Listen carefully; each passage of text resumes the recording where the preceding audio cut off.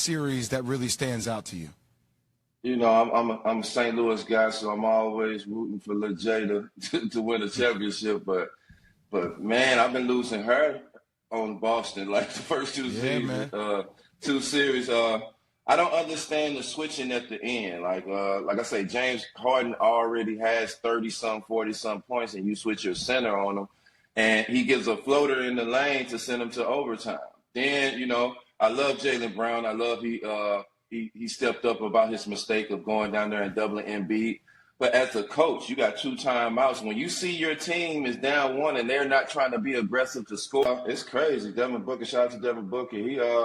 We haven't seen this since Mike. I think Michael Jordan had like 300 and I want to say 30-some points in like 8 or 9 games. I think Devin Booker had like 290-something. So to see where he's getting to his spot, and it's just not all like over the place. It's not he just shooting threes or not he just driving. He's doing it on every aspect of the game, and he's leading this team to it. Like, to have somebody like KD to be like, wow, it's crazy to watch how him go, you know he's putting in work. According to the NBA on ESPN, through the first 9 games of a postseason, most points ever scored, number 4, Devin Booker this year, 331. This is since 76-77. Number 3, Michael Jordan, 335. Number 2, Michael Jordan, 338. But at number 1, Michael Jordan, 362. So, yeah, the most since Jordan. How do you see this series playing out with the Suns and the Nuggets? Obviously, deadlocked at 2-2.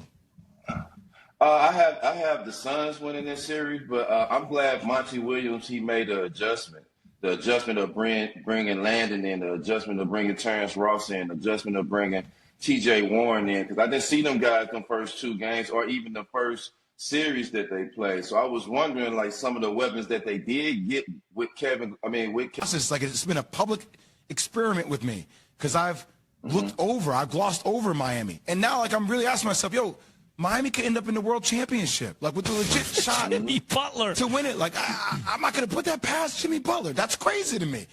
Him without that, with that cast. Yeah, I definitely understand it. It's definitely, he definitely got a better cast by having KD on his team. But man, when you have KD on your team, you show up like this, man. I can't knock you. Like I said, the only person that's scoring the type of points that you scoring is Michael Jordan, and he ain't played in 20-some years. So we haven't seen this type of action. Like I said, I never seen 80% from the field outside of Shaq. Yeah, as a guard. I've never seen a guard that have at the end of the game, I'm saying, man, you was 80% from the field. I mean, you ain't missed nothing. That is talking to Darius Miles here on ESPN Radio KJM. It's one thing if you're 80% from the field and you're averaging 22 points, which is to be incredible.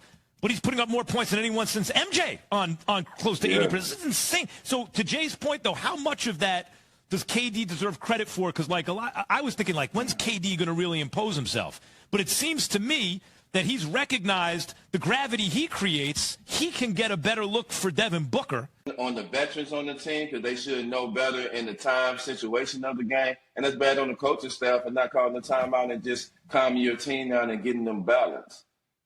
Talking to Darius Miles, former NBA player, of course, and co-host of the Knuckleheads podcast.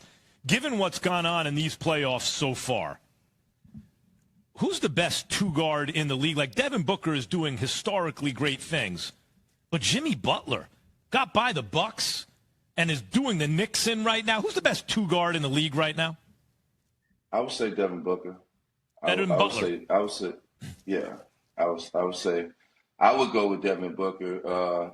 It's just the tear that he's on is just crazy. But if you want the 2-way player, I think Jimmy Butler is definitely a good pick. But me personally, I would go with Devin Booker because what he's doing is.